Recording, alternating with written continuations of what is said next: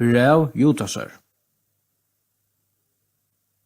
Judas, tjänare Jesu Krist og bror Jakobs, til hine kattlavu som elska og gode fægir og varvat Jesus Kristi. Myskon, friur og karlægje falle tikkun markfalt og lot. Tid elskavu, ta I merla nekva hjärsta at skriva tiltikkara felags frelse okkara, så I nøytan at skriva tiltikkara vi anmenning at berjast fyrir trunne, som eina fer fyrir allar hinnun heilovugiven I hentor. Tui nøkur menneskjo hava snukt seg inn, som lengsøyan skriva framan undan, at hei skulle falla under hendadom. Godleis og I misbruka nøye Guds okkara til skamløse og avnokta einasta høvdinga og herre okkara, Jesus Kristus.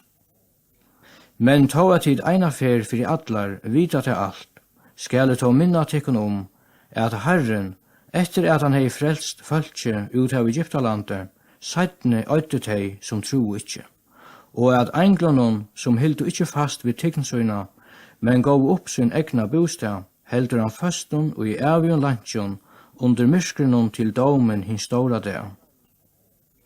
Somoleies Sodoma og Gomorra og bojener her rundan som har samme hatt som hese drivu hår og djinko etter fremmandon holde, setter til fyredøme vid til at her luja evis elds straff. Tog gjer eisni hese av samme hatt, teg engu I dreimon, dolka holde, vanvira herradøme og spotta dorter.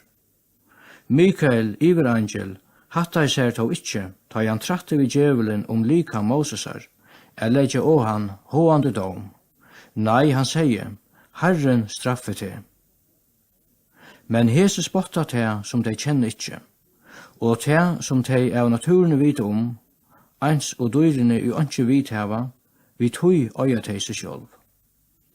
Vai taimon, te færen veg kajens, hava fyrir vinningsskuld, kasta seg ut I vittlo Biliams, og gingen til gruntar og I opprastre kåra. Hese skjerene ved karlagsmåltur tikkara. Utan a skammast halda de varsler vittikon og faura seg sjálv.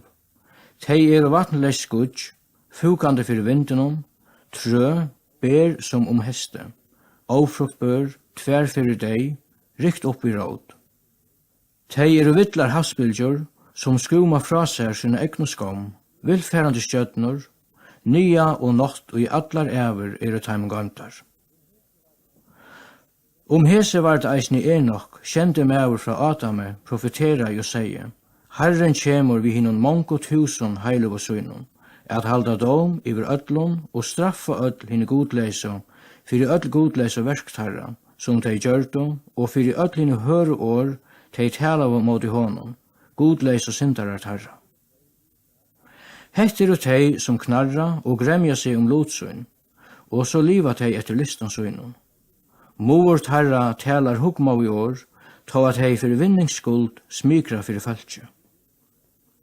Men tid, elskava, minnest årene vi framan undan tala av apostlen Herre okkara Jesu Krist. Tær skjøttet ikkon jo at av systu døvun skulle komma spottarar, som geng etter godleis og listan søyna. Hett tei som skilja seg fra, naturlig menneskjum som ikkje hava anda. Men tid elskava, oppbyggje tikkun og heilavast og trygg tikkara, bygge og heilava andanon, og halde tikkun såleis og karlega gods, medan til boja etter nage Herre okkara Jesu Krist til evet loiv. Tale summet til rattes, tog dei ivast. Frels I ånder vi at ruiva teg ut ur eldenon. Oppatter øron skulle tid miskunna, vi ötta, så tid heta enta hin av holdenon dolkava kyrstel.